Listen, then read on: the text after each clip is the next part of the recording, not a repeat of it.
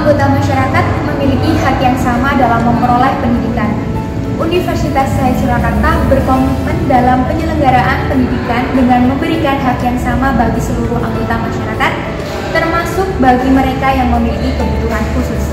Pengalaman Universitas Syahid Surakarta dalam mengelola mahasiswa tuli membawa Universitas Syahid Surakarta meraih dana hibah inovasi pembelajaran bagi mahasiswa berkebutuhan khusus. Seperti apa model pembelajaran tersebut? Simak tayangan berikut.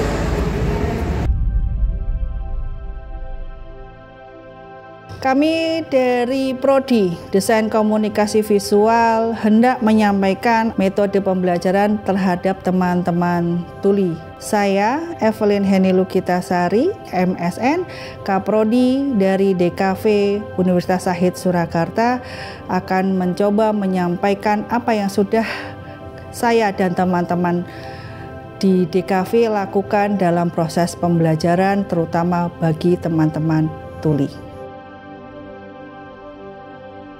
Pada dasarnya, teman-teman tuli itu secara intelektual tidak kalah dengan teman-teman dengarnya.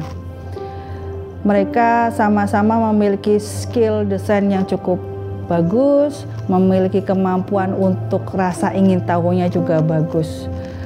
Tetapi yang menjadi kendala adalah pada mahasiswa tuli semakin ke 2016, 2017, 2019 itu kemampuan untuk berkomunikasi secara verbalnya semakin susah. Mereka tidak bisa membaca bahasa isyarat dengan isyarat tangan, juga mereka tidak bisa membaca bahasa bibir. Itu menjadi kendala terbesar kami.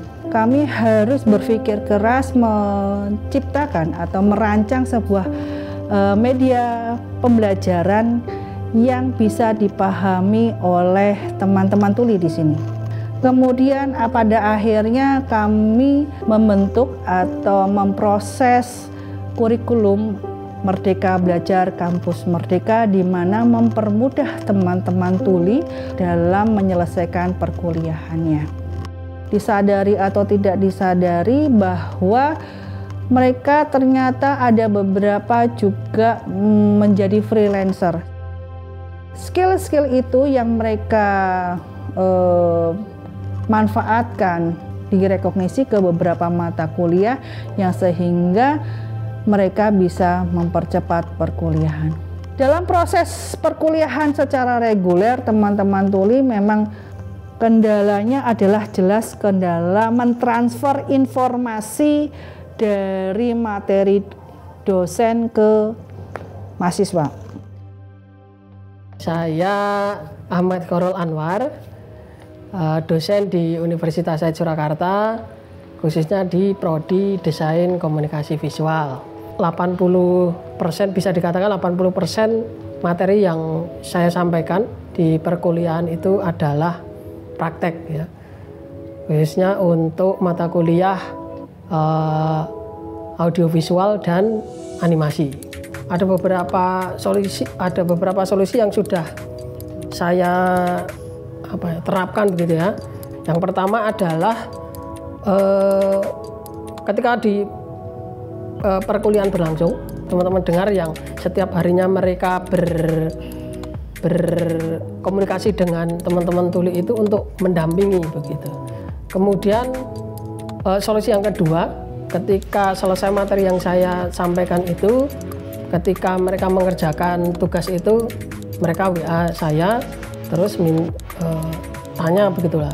Kalau sudah seperti itu, saya suruh untuk datang ke ruangan, kemudian saya sampaikan secara istilahnya itu secara langsung, privat begitulah istilahnya begitu.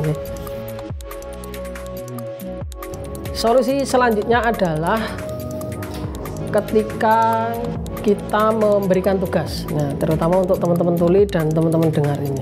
Apalagi tugas saya itu rata-rata juga kebanyakan itu adalah tugas kelompok.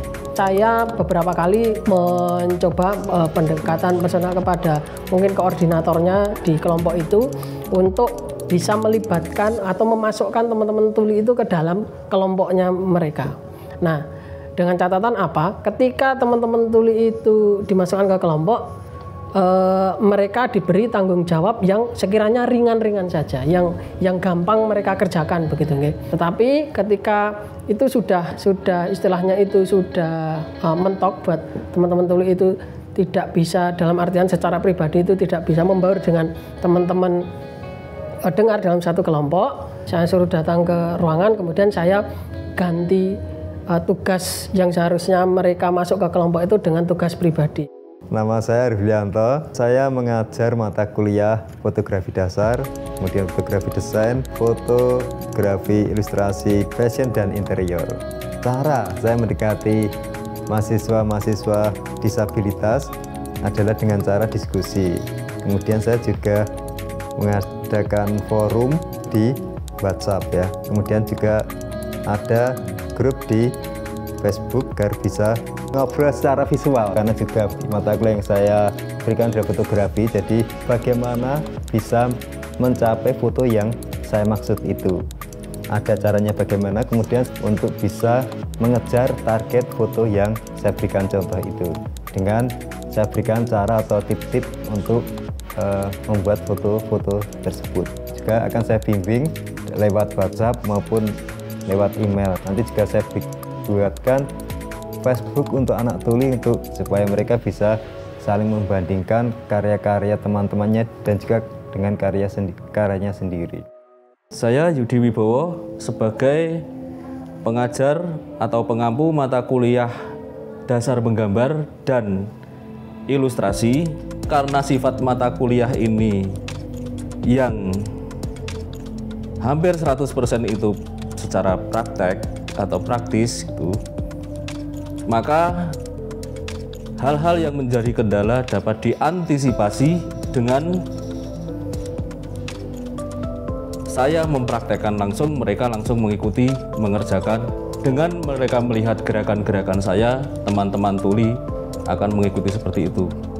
Untuk penjelasan secara teoritis, porsinya untuk pengetahuan tentang menggambar ini saya minimalkan seminimal mungkin, sehingga mereka akan belajar melalui hal-hal yang bersifat visual. Saya menyertakan melalui slide yang saya tayangkan di screen, sekaligus juga saya sertakan video-video semacam tutorial untuk mengerjakan ilustrasi maupun menggambar benda.